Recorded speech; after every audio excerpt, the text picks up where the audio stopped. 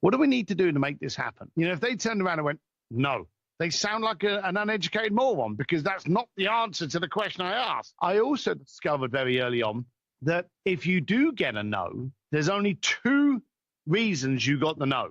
One, you're asking the wrong question. Two, you're asking the wrong person. So the amount of times I would actually go out there and someone would go, no, we don't do that. I'd be thinking to myself, did I position the question wrong, or was I asking someone that couldn't actually give me a yes? Hello and welcome to the Wholesale Made Easy podcast, where we believe selling on Amazon shouldn't be hard, and we're going to prove it. My name is Dylan Carter, and I'm one of the co-founders at VinDrive, a tool that helps Amazon wholesale sellers streamline their businesses, stay organized, and land more profitable accounts. I'm sitting down with other successful wholesale sellers, and together we're sharing lessons learned and what it really takes to succeed with wholesale. Today's guest is Steve Sims, the founder of Bluefish, one of the top personal concierge services in the luxury industry. Steve has been quoted in various publications and TV, including the Wall Street Journal, Forbes, London Sunday's Times, South China Morning Post, and many more. Now, he's the best-selling author of Bluefishing, The Art of Making Things Happen, which is the focus of our conversation today, as I recently read this book and learned a tremendous amount that applies to what we do with selling wholesale on Amazon. Now, his company Bluefish helps clients do the impossible. Whether you want to sing with your favorite rock star, be serenaded by Andre Bocelli, walk the red carpet at A-list Oscar parties, or get married at the Vatican, Bluefish makes that happen. What we dive deep into in this conversation is breaking through brick walls, asking better questions, how to form great relationships. Hint, it's not about the transaction, and why you need to focus on execution over everything else. Steve, welcome to the podcast, man. It's a pleasure to be here, buddy. So I finished your book this past weekend. I first saw you in Ari Meisel's Facebook group. I was like, who is this guy? What's going on? This biker guy? What's he talking about? And then you mentioned your book, and I was like, I've seen that before. Interesting. So I picked it up, and I remember commenting, hey, man, I just picked up the book. I'm going to give it a read. I got halfway through it. I was like, no, you got to be on the podcast. I'm not even done with it yet, but you got to be on the podcast.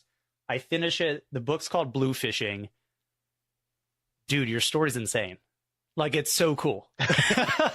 Can you give me like a brief highlight of going from bricklayer to bluefishing? Yeah, the highlight was I started life poor, like, funny enough, most people do.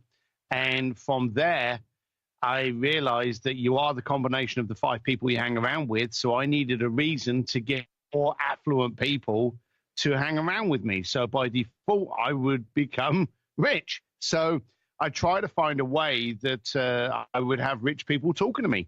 And as I was a doorman on a nightclub, usually in the fights and stuff like that, my way was to advise the affluent clients where the best club was that night, whether tonight was a good club or not. So I became like this oracle of the nightlife in my local area. I only used to give this to the affluent people. And then I took the jump, and this was in Hong Kong, so there's a whole story before that. But in Hong Kong, I started taking over yachts. I started taking over penthouses, mansions, warehouses. And so I went from kind of an oracle of the best clubs to a party promoter. But the whole journey, I only had one focus: to get rich people to talk to me.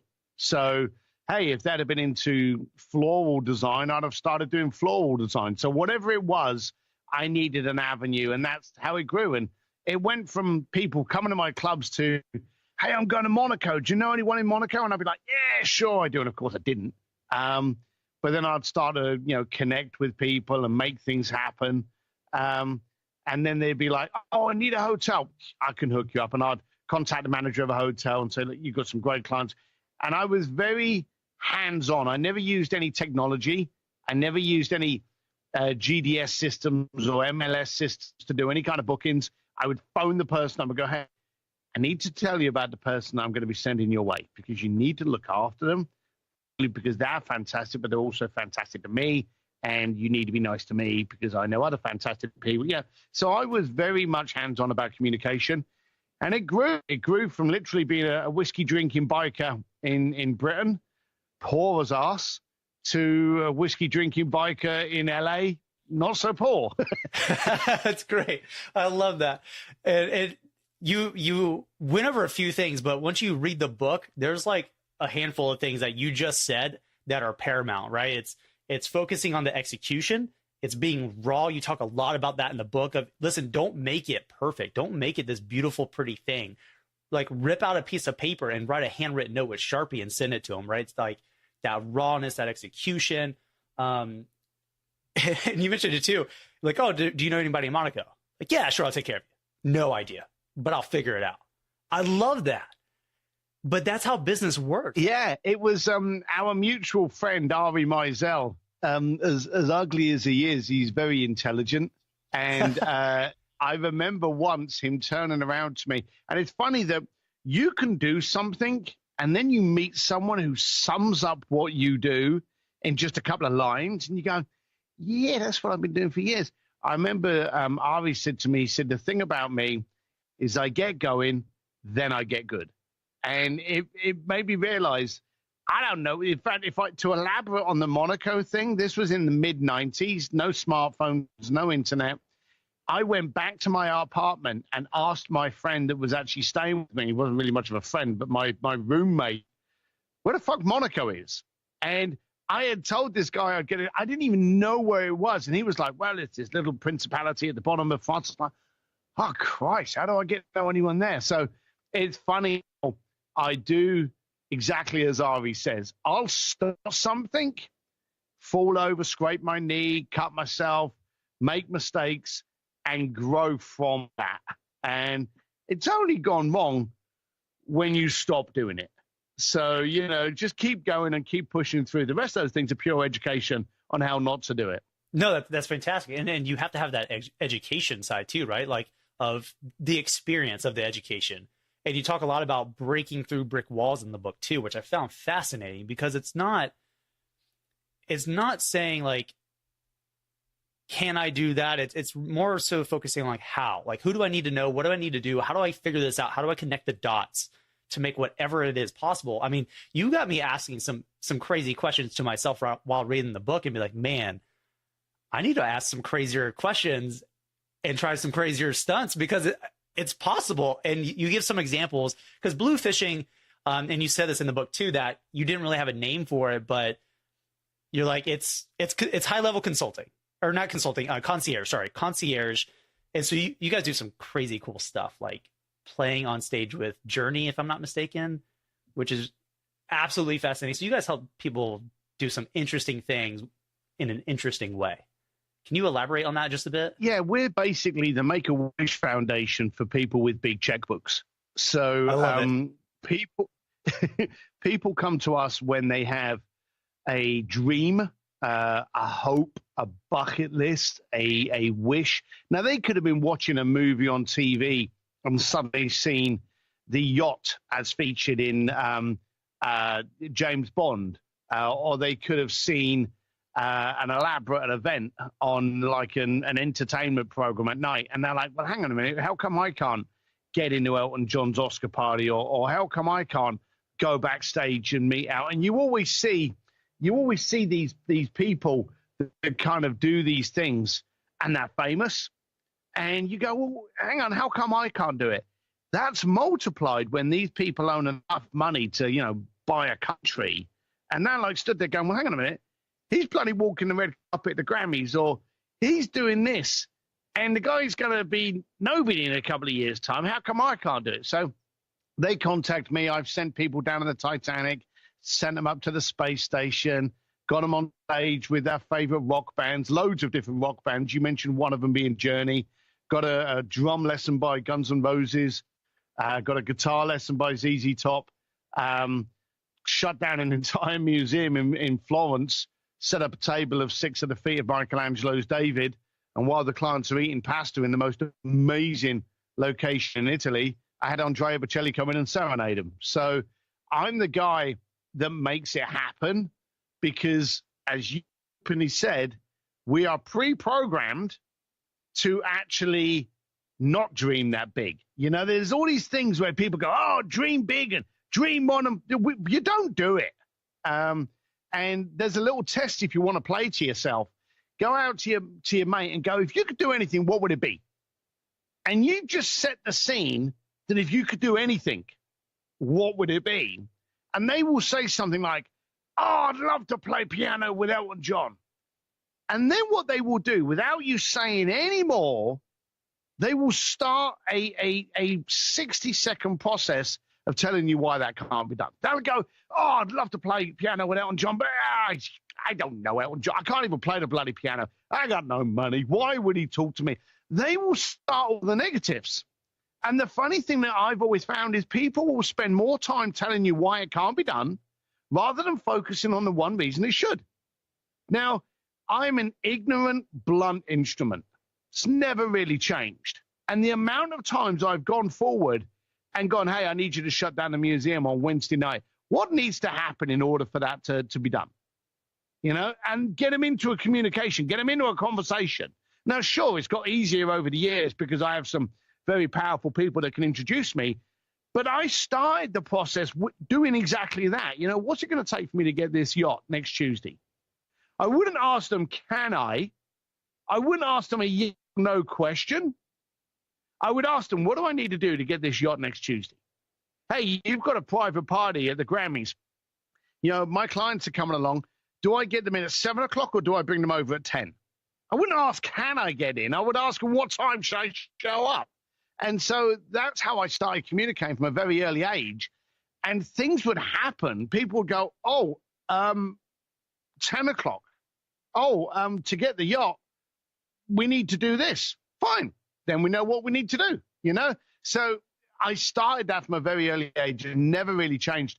And I'm still mortified, exasperated, stunned, shocked that people don't ask. Now, I don't want to hijack your show, but if I may, can I give you a little story?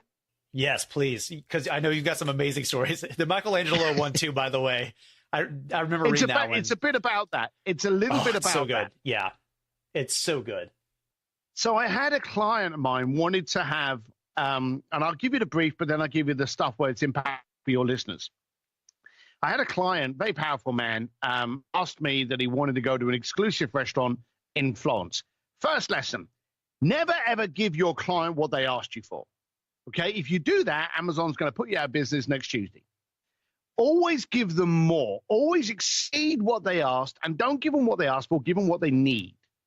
So people say to me, have you ever failed?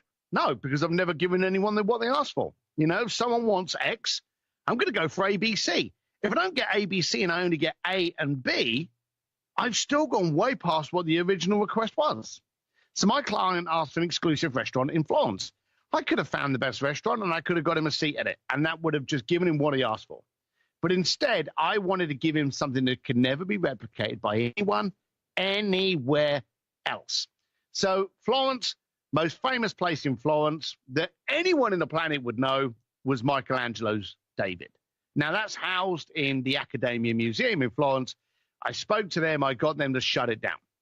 I had some very powerful people contact the museum before I jumped in, so I walked in with that credibility. I leverage credibility all the time. You can't step onto the roof. You've got to go up a ladder. So use your credibility to get a ladder. So I have very powerful people make a phone call first and go, hey, I'm going to get this guy to contact you. He's a weird fruitcake, but, you know, he gets shit done. So please listen. And that's fine. Okay. So I lean on that credibility. Even in doing so, there were a few people involved in allowing me to have the museum. Because once they say yes, you're dealing with security, you're dealing with the curators, you're dealing with the cleaning crew, you're dealing with everything. You're with like about 6 or 7 different groups. Okay. Some of those groups look at you, just look like you're spending rich kids' money, okay? I don't care what you think because that's exactly what I'm doing. And there were a few people in there that kind of gave me a little bit of friction. So this story is about how much of a prick I am, but what a powerful lesson it taught me. So on the afternoon, it was a Wednesday afternoon, we shut the museum down at 3:00 in the afternoon. I had the entire museum from 3:00 till about 1:00 in the morning. It was like a Thomas Crown affair moment. I was just wandering around looking at the most amazing Renaissance in the world. Of course, then Andrea Bocelli turns up to just warm up, and I'm hanging out with it. It was an incredible afternoon for me. So during this, they set up the table at the feet of David. They'd set up a piano. Andrea Bocelli's in the corner, doing all of his warm-up and everything with his son, who was on the piano. And just across from me, diagonally, looking at the same thing I am, but probably about 20 feet, I'm not going to mention his name, so we'll call him Bob. Now, of course, he's not Bob because I don't think anyone in Italy is called Bob. But, I'm calling him Bob because I don't want to call him out. I can see him looking at what's been created. Now, this guy gave me attitude. He wasn't very warm and forwarding whenever anything would happen. He would always be like, okay, okay. He wasn't really into it. And I think, or I felt, like I irritated him. Okay, now I know it's hard to believe, but I have heard rumor that I can be a little bit irritating to people, usually by my wife. So I'm at the event, and again, Bob is about 20 feet away from me, and I call him, and he looks over to me. He's just leaning up against the wall with his arms crossed, and I'm like, hey, come on over here. Now, this is where I enter into my prick mode. This guy had been a bit of a hurdle in me getting what I wanted. Now, I had beat him. I had everything I wanted. But he had kind of rubbed me up the wrong way. And this is where the childish in me comes out. My wife openly says I'm a 50-year-old, 4-year-old. So he comes over. So I'm like, hey, what do you think of this then? Table, Andrea in the corner. It's beautiful. It's beautiful. And so I'm thinking, I'm going to dig you. I am going to dig you for giving me a bit of attitude. I'm going to give you a slap. So I went, oh, has this ever? Did you ever think this would happen? And he's like, no, I didn't think this would happen. But isn't it beautiful? And he's like, yeah, it's beautiful. And I'm just digging it to him. And I said to him, did you ever think that we would have this table and Andrea Bocelli in the car? He said, no. So I thought, okay, here's my final slap, okay, just to put him in his place. Again, I'm being the prick here. Just to put him in his place, that you don't give me that kind of attitude. So I went, how come I managed to pull this off and no one else did? And I'm expecting things like, well, some powerful people, Steve, or no one's as good looking as you, or anything like that I would have done. And he turned around to me and looked me square in the eyes, and he went, no one's ever asked. Wow. Shit. And I just felt myself. And my whole body went down, and he knew what I was trying to do. And he was right. And I'd openly said to everybody, and I've openly stages, people don't ask what they want. They hope it's going to come to them. They create positions, field of dreams. I'll build it and hope everyone will come. And I'm a great believer in pushing things out, but I didn't realize that the power was still in the simplicity of the ask. Now, I actually, once I pulled myself back up, I gave the guy a hug. We went out that night drunk, and I'm glad to say 3 years later, he's a very dear friend of mine. He openly knows I was trying to slap him. He tells the story about this prick from England that tried to, make him look silly. So, huge respect for him. But that was the simple lesson I was learned. Now, when I came back to the States, and I'm in Los Angeles, it was so powerful that night for me in Florence. I started phoning people at the Pentagon, at the White House, at different places that I'd worked at. And I went, hey, I'm just trying to survey myself here. How come we did this? And it all came down to the exact same response. Well, no one had actually asked before, Steve, or you asked us, or so-and-so called us and asked, could this be done? So I realized very simply that the power of the ask, great, you've got to position it right, you've got to know how to communicate it, you've got to get people onto your side, but the bottom line of it is 99% of people now They want something so bad, but they fail to ask. That's so profound, and it's so true. I'm finding myself in certain situations, I'm totally comfortable doing that. In others, like with this podcast, I'm reaching out to people that I look up to, and I'm like, man, like, what if they tell me no? But now I just default, hey, this is great. Would you be, willing to be on the podcast? And even you're like, yeah, I'm a podcast whore. Let's jump on. I'm like, oh, sick. That's the easiest thing ever, right? Yeah. Is just to ask. But you also have something in the book that's super important that I think goes really well with that, which is, and I have the quote here, nothing is ever going to happen if it only benefits you. That's super important too. Like, oh my gosh. That, I suppose, is my not so secret sauce. It's that single element there. I realized that if I was the one benefiting, then I wasn't building a relationship, I was making a purchase. And relationships have the greatest return on investment. And I'll give you an example. I had a museum that I needed to be opened up privately at like 5 o'clock in the morning. I had a client flying through Japan, and he was only going to be there for a short while, but he wanted to go to this exhibition. 5 o'clock in the morning, he wanted to go to the museum. The museum opened up at 9. Okay.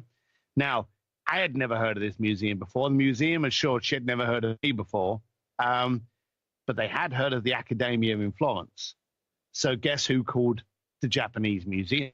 So the power of the relationship can generate and generate and generate and generate forever. All right? It's the cow that never stops milking. So I'm a great believer in that. But in order to have that relationship and not a purchase, you've got to bring value to the table. Now, when we looked at the Academia, the first thing I did was I looked for a leverage point. What do they need? Because the bottom line of it is, and we can look at it on ourselves. If someone does something stupid like phone you today, and people are getting scared when people phone you, but if someone phones you today at 2 o'clock this afternoon and the phone rings, there's one thing that you can guarantee in picking up that phone, and it's that they want to talk. That's why they phone you. And 9 times out of 10, they want something. Now, whether it be your mum, whether it be someone, I don't know, selling you a satellite dish, whether it be someone trying to, ask if you need your lawn mowed or whatever, when someone phones someone else, it's because they want something. Okay? Even if it's your mum just checking in to make sure you're okay or that you got the message or something. When people connect with another person, it's because they want something. The higher profile you get, the higher position of power you get, it's on a constant basis. And I've been stood next to Richard Branson, Elon Musk, people like that. When people come across the room, people like Richard, they change their posture because they know full well that person's coming, and they're like, do they want a selfie? Do they want an autograph? Or are they going to pitch me a new business? These are questions that are going through their minds. So the first lesson here is that when you want to connect with somebody else, bring value to the conversation super fast. So whenever you go up to someone, you go, hey, my name's Steve, how you doing? Hey, I've got an ask for you, but I know you're writing a book. I know you're doing a charity gala. I know you're launching a new product. I've got a way that can actually benefit that. So straight away, you're showing that, A, you've done a bit of research on them, B, you know what they're trying to raise awareness for, and C, you've got a solution. Don't come to me with a problem. Come to me with a solution. Even if your solution sucks, show that you've got the effort in making a solution. When I went to the Academia, we found out that the Academia in October, and we did this thing in, I think it was March, we knew in October they were throwing a gala to raise money for a roof renovation. So when I finally got through to the Academia, I was able to turn around and say, hey, I've got something that I'd like you to do for me. In fact, I'd like you to shut down your entire museum on Wednesday at 3 o'clock in the afternoon till about 1 o'clock in the morning. However, before we get into that, I'm aware you've got a gala in October to raise money for your roof. I've got a way I can actually satisfy 50% of your goal before you've sent out fire about that gala. Would that be of interest to you? Now, when I went to Journey, a client of mine wanted to meet the rock band Journey. Very dull, very boring. That's not very interesting at all. We wanted to see how far we could take him. we had put him live on stage, and he sang with the entire band, and is now deemed as the shortest-term lead singer of the rock band Journey. Okay? When we went to Journey, I knew that because I'd done my research, the drummer's son had autism, and he was a big advocate for Autism Speaks. My client's brother's son had autism. So when I went to Journey, I went, hey, I know you're actually just going out on a new tour, and I know there's a big comeback tour coming on, and I've got a way that I can actually promote that. But also I wondered, would it be interest if I raised awareness for a disease called autism during what it is I'm going to be asking you for? Now, of course, the managers are happy because I'm just about to announce the tours going on, so there's some more marketing there. But now it's getting direct into the soul of one of the key members of Journey who went, hang on, tell me more about this. And I said, well, look, it's not random. Let's be blunt. Don't try and make out as though it was a fluke. I went, hey, it's not random. I'm aware of you're an advocate of Autism Speaks, but I didn't want to generalize that the whole band was. My client actually is an advocate for Autism Speaks as well. He would like to come on stage and sing with you as part of a bucket list lifetime. But I can get into that more in a second. But I've got a way how we can actually market awareness for Autism Speaks, raise significant funds for it, and hopefully get further on down to finding a cure for its autism. Would this be of interest? So I'm giving you a value. You know I'm asking for something because I've said to you, I want you to do this, but we'll get into that in a minute. Would this be of value to you? So always bring value to a conversation, no matter who you're going to talk to. It could be someone at your local PTA meeting. It could be someone that you're trying to get into a podcast. It could be someone you're trying to do an affiliate deal with. Find out what would it be that would make them go, because let's be blunt, with Facebook Messenger, Twitter, Tinder, anything you're bloody using now, it's easy for us to connect with anybody, okay? It's easy for us to get our foot in the door. The trick today is to be so irresistible and, fuck the word authentic, transparent with what you're after. That's the key word, transparency, because it relaxes people. I come to you and I go, hey, I see you got a TV in the back of your room there. I need that TV on Sunday, but I want to talk to you about something that I can do for you that would make you really want to give me that TV, okay? So I'm being very frank because guess what? You know I want that TV. But if I come to you and I go, hey, yeah, I wanted to have a chat with you because on this Sunday, and I'm not sure how to rephrase, you're getting nervous. You're like, what is the guy after? You know, so don't think you're a slick salesman. Walk in and go, hey, you got a TV in the back of your room and I want it. I've got something for you that's going to make you want to give me that TV. And they're like, all right, you know, what are you talking about? I know you've got a book, and I can get your book in front of 25,000 people. Would that be of interest? Fuck yeah, I'll fly you the TV this afternoon. Right. So, you know, find a way of coming into every single conversation, every single value. Now, let's backpedal. I told you I was a doorman of a nightclub. When I had nothing, my source was to direct you to the best party night that night. So I would stop people coming into my club and go, hey, not tonight, because you'll go in there, it's quiet, you're not going to have a good time because there's a new nightclub that's opening up just around the corner.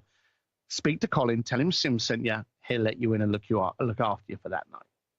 I was providing value. So the next time I went forward and go, hey, I wanted to talk to you about this. Oh, there's another party going on.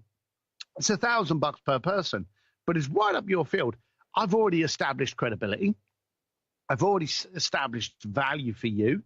I've got a track record that I've sent you only to the cool persons because I've shown and demonstrated I care about the value to you.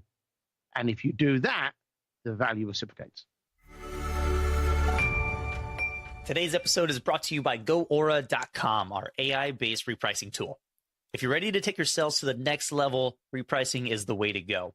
No more manually adjusting your prices each day. Let our AI actually do the heavy lifting for you. And if you're sick of repricing tools dropping their activity and leaving you in the dark, Aura can help. With smart repricing strategies, an optimized platform, and instant repricing, Aura both reprices faster and holds the buy box for 65% more time than competing repricers. If you're ready to experience repricing reimagined, head over to goaura.com to start your 14-day free trial. That's so on point. So when you put that kind of stuff into perspective with what you're doing with those asks, with the relationships, it's such a high level that what we do with B2B relationships is like playing in the sandbox. That's what I'm trying to get people to understand, which is why I really wanted you like on the podcast, because if people can just see this from a different, crazier perspective, a different context, they're like, dude, this is so easy. And it's so easy to build these B2B wholesale relationships because it's the same stuff. Just you're not trying to sing with Journey. You're not trying to get into the academia. You're trying to get approved for an account. And I tell people all the time, and you touch base on this too, they know why I'm calling. I want a wholesale account, but what I'm not doing it is going right into the business. Let's talk about you for 30 minutes. We will talk about everything but business for an hour and then be like, oh yeah, sorry, dude. I called you because I want to open a wholesale account. Got sidetracked. You're pretty cool. Let's go ahead and shift over to here. I want them to know that I'm easy to work with. They're going to enjoy that aspect, the relationship of it over everything else. Like I've joked about this too, but I've done it a few times where I'm on the phone, first few sentences, and I trip going down the stairs. It's a pattern interrupt where I'm like, oh, dude, I'm sorry. I'm goofy. My bad. I need more coffee. But it's a break of the day. And it's a way to start building that relationship. And you're just like, you don't want to talk about business to talk about business, which sounds super counterintuitive, but it makes so much sense. Like all this stuff in your book and what we're talking about now applies so perfectly to what we do. It's a smaller level. And so that context changes literally everything. And you talk about it too, like the execution over everything and having that passion for what you're doing too, because that comes through so heavily in what you do. Did the book irritate you? In what way? I'm curious. I think the book, when I wrote the book, and it, we put everything we could into it, I found it an irritating book to the point that it would piss you off. Because it's not like you're reading Stephen Hawking's where you've got to understand some kind of science to be able to achieve something or even comprehend it. You've got a bricklayer from London who's doing this with the Pope and Elon Musk. And it's simple, stupid, basic, but impactful stuff. And I've had so many people going, I knew how to do this, but until I read your book, I wasn't realizing See, every day we're looking for the shiny object. We're looking for the subscription model. We're looking for the CRM. We're looking for that new platform that makes our life easier. Okay. And I did a consulting with a client a little while ago. And within the first month of doing the consulting program, they were showing me the CRM that they were purchasing and how they were focusing on it and how they were tweaking it and they were getting it customized. And it was $30-something thousand. And I went, how many clients you got? And they said, well, we're not launched yet. You're focusing on a $35,000 CRM program, and you ain't got one client. You're focusing on the wrong end of the stick. And it was as simple as that. Get one client, look after them, love them, treat them well. Get another client. See if out of those 2 clients, you can get 4 clients. Out of those 4 clients, can you get 8 clients? Now you've got a scalable business.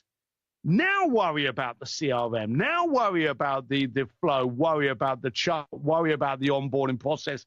Worry about all of that when you found out that people like what you stand for. And it's just ridiculous. So the whole book is very simple, very stupid, very primitive. And I'm telling you, a lot of people, you're going to read it and you're going to go, why did I stop doing that? Why? Because you thought you needed to do something else to make you smarter. And I'm happy about that. All the time that everyone is over here going, I can't do that. Oh, that's impossible. Oh, I would need to do this. I would need to know that. But, oh, there's no way I can do that. Brilliant. Great. Please keep up those kind of ideas. Because all the times you think it can't be done is when I look absolutely freaking rock star when I actually pull it off twice. Yeah, no, that's good. It didn't piss me off or frustrate me or anything like that. It was an enjoyable read because I really liked the stories wrapped up in everything and reading about how you went from A to Z with your life. The whole time though, I was like, where's the tactics? Where's the tactics? Because I'm used to like all these books where it's like, okay, here's tactic A. And it's not about tactics, it's about principles.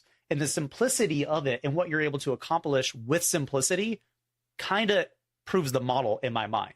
Now, if you came at me and were like, hey, I did this whole crazy thing, and here's the intense network I had to build to make it happen, I'd be like, yeah, that makes sense. I have no clue how I'm going to do that. But the simplicity of it, I'm like, dude, this applies to everything. I mean, it really does. And even towards the end, when you're like, no, get people to understand when you do something for them, I did this for you. Nobody else, just you. If people would understand that the simple things matter over everything else, you would have a business. We have the same issue in our industry right now where people are like, no, I got to have an LLC. I got to have this. I got to have this. I'm like, okay, how many suppliers have you called? 0. Okay. You can't have a business without revenue, and we're physical products. So if you don't have products to sell, you cannot have revenue. You can say you have a business because you have a website and an LLC, but you don't. There's a difference between playing business and doing business. And doing business is the unsexy, simple principles. I mean, that's what I've learned so much after failing so many damn times, that now I'm like, no, we're not doing all this stuff. We're going straight to the revenue. And that's all that matters. We're not going to build out anything. We're going to do it the old school way until it makes sense to do it at a scalable, automated way. And like, I'm a tech millennial. Like, I love that stuff. But if you do that too soon, you're just spending money, and you're solving problems you don't have yet. Get a problem and then solve it. It's pretty straightforward. Problems are great because problems are education. And they all say experience comes 2 seconds after you needed it most. I welcome all of the failures, and God, maybe not my next book will be all my screw ups and failures. But that would be a mammoth book. I constantly fail. I constantly get it wrong. And I'm constantly educated on what I needed to do to get it right. Now, the thing is, when you trip over that curb, you very rarely trip over the same curb the same way twice. So that's the same with your life. You kind of screw up and you miss a point in a contract. You never usually kind of miss that contract posting again, or you never usually kind of like do something stupid with that. So gaining those experiential moments is a pride force. It's what earns you your stripes. And you're hinting on the life of an entrepreneur. Entrepreneurism is a stupid thing for anybody to do. I equate it to very simply, when people look at being a parent and they look at the postcards of having a child and, having a family and how romantic is it and it's beautiful. That's what they do with entrepreneurism. But the simple fact is they're both very, very the second start, you're full of sleepless nights and covered in someone else's shit. That is what being an entrepreneur is, The life is very unappreciated, unrespected until that one day where you look back and you go, it was all worth it. But for the first 18 years, it's crap and you're broke and you've got no money and your head's a spin and you're carrying 2 screaming things at the same time. It's a tough, daft thing to get involved in. I think we're going to actually see a reset because at the moment, I remember being in the 90s. If you were an entrepreneur in the 80s or the 90s, that's because you couldn't get a job. You were a hustler, probably selling shitty cars, doing stuff that you shouldn't be getting involved in. That's what they called entrepreneurs back then, Now we look at Shark Tank and we look at Branson and Elon and Mark Cuban and Damon John and we go, oh, I want to be one of those, I want to be flying out. You are going to get shit on beyond belief. You're going to know there was that much crap in the planet. And I think a lot of people can try it for 5 seconds and then go, oh God, it's horrible. Someone said to me yesterday that entrepreneurs work 80 hours a week to avoid working for someone else for 40 hours. Yep. So, and that's the way we are. I was just going to say that too. I was literally going to say that exact same thing because it's so true. You end up trading, you end up cutting your pay in half, if not more.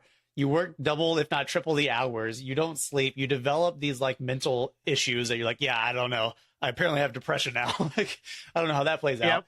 But the whole time you're like, dear God, why did I do this? But if you have that passion behind it and it's something you want to do because of the process, because of the work, not necessarily the outcome, I think it's like you said too, it's totally worth the effort.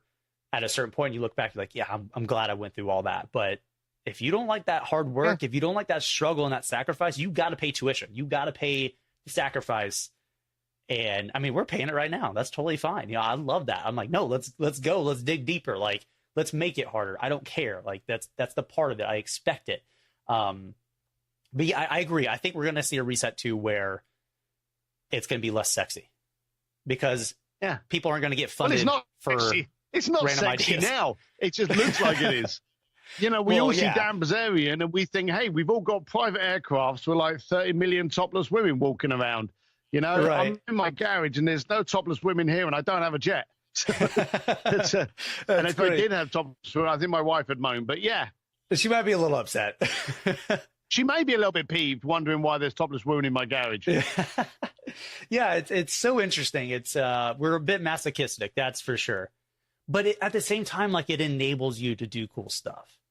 There's so many, in my mind, the pros do outweigh the cons, but it depends on what you consider a pro and what you consider a con. The one thing, this is lovely the way the conversation's going, and we about that. I don't know if either of us were expecting, but the beautiful thing about being an entrepreneur is it gives you an excuse.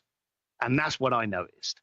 There's no other job in the planet that me and you would be talking together. But as entrepreneurs, we're like-minded by being so radically different. There's one single core in that DNA that allows me to communicate with 1 million entrepreneurs with 1 million differences, yet that one core thing that keeps us together. We can go on each other's podcasts. We go to retreats and hang out with people in so many different industries, but we're unified by the fact that we are the misfits from Hogwarts. And that's what I like about being an entrepreneur. It's given me an excuse to play in other people's sandpit. And as a concierge, as a fixer, now as a consultant, a speaker, Christ, an author, I'm actually in sandpits, which under no circumstances would I wanted to have been. I remember when I was a kid in London, never left London, and I wanted to see the world. So back in the 80s, the way you saw the world was you joined the military. So you joined the military because you got to see the world. I'm not quite sure I want to see where most of those people are actually seeing, because I don't know the last time I saw a war on the Amalfi coastline or in the middle of Rome, places that I wanted to see. Right. No, the wars are always in the real shitty places where most people don't want to go in any case. So now as an entrepreneur, we're in March now. I've done 6 speeches since the beginning of the year in 3 different countries, including, obviously the States, but Mexico and Phuket, Thailand. So I'm having a great time. So I think entrepreneurism gives you that excuse to be able to hang around with the other misfits. That's so true. And it's like being a watch guy. Like, I see you got a Panerai, right? Whenever you walk around and you see somebody like, what's going on, man? Like, you have nothing else in common but that. And just having that commonality, you're immediately like, dude, I'm in that world. Like, let's talk. Like, this is great. Because you don't get to see or be around, at least, the way I grew up, like, you're not around a ton of entrepreneurs, right? So when you, especially like friends, so when you find one, you're like, dude, we got to talk, please. Like, I need somebody to understand the things I'm saying, because when you say certain things to other people, it's like a support group, isn't it? Yes, exactly. Because when you say certain things to an entrepreneur, they get it. They're like, yeah, dude, that makes total sense. You say it to your friends who are not into it, they're like, dude, you're crazy. What's going on? Are you okay? No, like, this is normal in my world. But yeah, it's that connection point is huge. I mean, the amount of people that I've reached out to that I'm like, no, like, that person would be awesome. I'm just going to get the ask and see what happens. And they immediately respond back with like, yeah, dude, let's do it. And they're excited. I'm like, how is this at any point possible? But it is. And so it's understanding you can make the ask at all times, but find that benefit for both, right? I mean, it makes so much sense to me. And there's so many people in my industry that won't even call amazing suppliers because they're like, nah, they're probably just gonna tell me no. You just told yourself no. You didn't even give them the opportunity, like, be okay to like fail. Like, you could have told me, hey, dude, sorry, I'm booked out. Can't do it. Hey, not a big deal. Still love the book. Don't care. right? It's awesome. But if I had been like, he's probably not going to be into it, I'm just not going to ask him. Okay, well, we wouldn't be sitting here right now. I mean, that's insane. Do you know, I noticed things in my days on the door. I've been in some situations which have been a bit scary. I don't know if it was timing, but there weren't a lot of guns around. And you hear about that, sadly, especially being in LA. But, every now and then a knife would come out and you'd be thinking, it was the last night I went to bed. And so, you've been in some of those situations. Getting someone that says no to me never drew blood, built up a bruise, or hurt me. So, like, no. I'm like, oh, well, that didn't hurt. I still get to go home. What's the big deal? People are petrified with that word. And the easiest thing that I came up with was if the word no scares you so much, don't ask a question that they can answer with a no. So if you go back to the beginning of this podcast, you'll notice I would always say things like, what do we need to do to make this happen? If they turned around and went, no, they sound like an uneducated moron because that's not the answer to the question I asked. Yeah. I also discovered very early on that if you do get a no, there's only two reasons you got the no. One, you're asking the wrong question. Two, you're asking the wrong person. So the amount of times I would actually go out there and someone would go, no, we don't do that. I'd be thinking to myself, did I position the question wrong, or was I asking someone that couldn't actually give me a yes? When you actually go into it with that kind of philosophy in your head, you find, and it's hard at first, because you want to go in there and go, can I have the museum at 4:00 tomorrow night? Or can I have this? Or can we do this? Or the other terrible one, how much is it going to cost for this to happen? Those kind of questions are horrible negative questions. If I said to you, how much does it cost me to have you consult for me? I'm focused on the price. I don't know the value. Lead with the value. You'll get to the cost eventually, but I want that value built up in my head. I've had people come to me and they've said, I want to do this. I don't really want to spend more than 50 grand, and I've ignored them. Yeah, that 50 grand I've ignored. You are not telling me how much you're paying for this. Okay. And when I go back and I go, hey, we can do this, we can do that. In fact, I spoke to this person, they said that we could close this and we could do, and you could be there and this could, and then you'll have 5 of this and 10 of those. Is that the kind of dream you want? And they go, oh yeah, that's brilliant. Great. That's $500,000. I have done many, many, many, many, many times. If you can lead with the value, the cost is irrelevant. That's incredible. And you're making a $500,000 ask, and we're asking to get approved for a wholesale account to give a supplier money. Put that into context for the people listening. and there's the point. Understand the value that you're bringing. Yes. You're just so right. If you go up to a vendor, and I've gone up to people and I've gone, hey, I can get you this. I can provide this access. I can get more people to be using your products. I said to you, I'm a podcast whore. I'm also a parts whore. I collect motorcycles. So people now know that if my bikes are carrying their levers, their grip tape, their tires, I don't pay for a lot of this stuff because I talk about it and I'm providing that value. If you're going to someone and you're bringing value into the conversation, then stick your back up, stick your chest out and go, hey, I want to talk to you because I can do this and I found a way that I can send you more money. Is that the kind of conversation you want to be involved in? Yeah. That's fantastic. That's when you ask the yes or no question, because if they come back with a no, you don't want to be dealing with that person. Yeah, exactly. And I always say too, not one single supplier holds, just like I would imagine not one client holds the golden keys to your business, right? They don't. And there's going to be people who just are not good fits for what you're trying to do for your business model. And that's okay too. And I've noticed, so I saw a post in the group the other day. You're taking a group of people to a max prison. Is that correct? I think you like to get uncomfortable Steve, if I'm not correct. Yeah, I do. I like to try, and again, it's down to that excuse. We grow by doing stuff that we're either not built to do or that we've never done before. And it was Jason Gaynard that actually introduced me to this. There's a group called DeFi, and they run programs inside very high-level security jails to train these people with all of that street smarts and conniving and curiosity and all the hustling.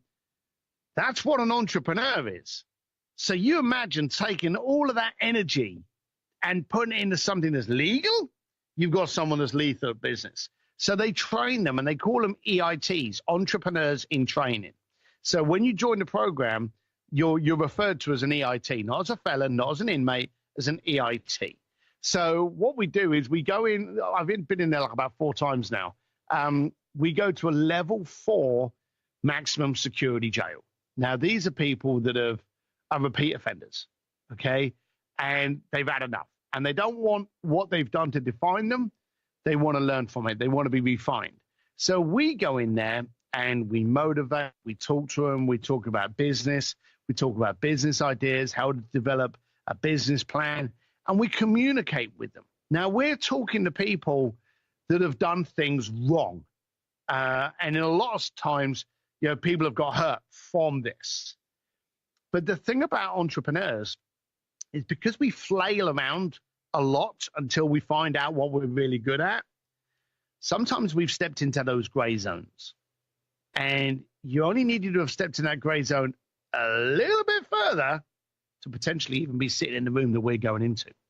So we go in there to motivate and to communicate with people from in a different sandpit and to give them hope. At the same time, having eyes back on us going, hey, if I hadn't have been a bit careful when I was younger, I maybe could have been here. Or these people have taught me how to grab life by the horns. And when you walk in and you're walking through all of these checkpoints, and it ain't pretty, okay? This is not a romantic day out. People are under security clearance, and they go into, and these people aren't in there because they've got a parking ticket. And you go through all of these security lines, and you suddenly start getting a bit quivery. Then you walk across the yard, and this is stuff that maybe you've seen in movies, but until you're on that turf, you don't know what it's like. They have toilets, okay, that literally just come out of the ground with no housing around it, okay, because they don't want someone being attacked or not being seen by the guard when they're on the toilet, okay? So if you need the toilet, it's out in the open. You're physically sitting on a toilet, and everything goes in a plastic bag. It doesn't get flushed or in a bin or anything. It goes into a plastic bag. It just is incredible what you go through, and then you meet all of the inmates. You get a lot of people going there with all the bravado about, oh, this is cool. My God, this is amazing. Whoa, I'm so uncomfortable. They walk out of there so quiet, so humbled. It's an amazing way of mixing up giving you a big old shake, and then throw it back out in the world. I'll tell you now, you go home and you hug the kids just a little bit tighter that night, and you look at the stuff you've got kicking around the house that you haven't used for 6 months in a different way. It really does shake up your perspectives. Yeah, I saw that, and I sat with it for a second. I was like, how would I feel going through that? Because I've never had that experience. Like, I've been in a jail, like my dad worked in one, but that's totally different, like a county jail, right? And to go through a whole program of providing value, because that's what you're there for, but you're also receiving that value too. And to have that perspective of like, dude, I've got 24 hours in a day. Like, what am I procrastinating on? Like, these guys don't have that. Like, let's get going. Like, let's do the execution side of things, right? Let's stop trying to make everything pretty and stop trying to play business and actually do business. Make sure, understanding that every business is literally duct tape. It's not going to be perfect, right? Let's just get it moving. Let's do it. Let's get revenue. Let's fail. Let's trip. Let's get told no, because like you said, it's not going to make you bleed. It never hurt you. It's going to be good.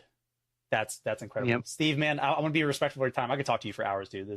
And we barely scratched the amount of stuff in your book. So you guys have got to read Bluefishing, because I'm starting to consider myself a bluefisher. I haven't earned my stripes yet, but we're certainly getting there, because I've got the blueprint kind of laid out. So, Steve, where can people find more out about you, about what you're up to from a business standpoint, but also Bluefishing, if they want to get in touch? Well, there's a couple of ways. The easiest way is to pull out your cell phone if you're in the US and text the word SIMS, SIMS, to 345345. That'll get you on my text alerts. It'll get you videos, playbook, or you can visit Steve D. Sims. And again, just one M in Sims, stevedsims.com. And you can go on there, subscribe to the email, and you'll get videos from me, my rants. You'll get the playbook from Bluefishing, so you can actually get to see this playbook. But I'm on Instagram and everything. I'm under Steve D. Sims on everything. So find me there, or even subscribe to my podcast, The Art of Making Things Happen by Steve Sims. I love that name. That's so you too. That's perfect. All right, guys, definitely subscribe, reach out to Steve, get the book, because it's a fantastic read. I mean, I read this thing in a few days. It was a page turner. It's a great story. So many sub stories within that, like the one you talked about in the academia, and also one that, actually, no, was it in the book? I think it was in the book, the Playboy Mansion story. We won't go into it because time, but that story helped you understand the importance of EQ and understanding somebody's body language, their tone, and what they actually want versus what they're telling you. That applies so much to our industry. It's so undervalued. Yeah, it could have gone wrong, but I'm glad to say it didn't. Yeah, that's good. All right, Steve, man, thank you so much for coming on here. You know, your willingness, your openness, the transparency you bring, and that value, man. I really appreciate it. So thank you so much. Cheers. Bye. Before we leave, I have a huge ask.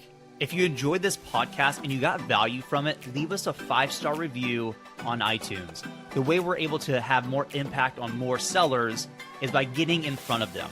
We can do that by having more reviews and getting pushed to the top of iTunes podcasts. So leave us a review and let us know what you think of the podcast.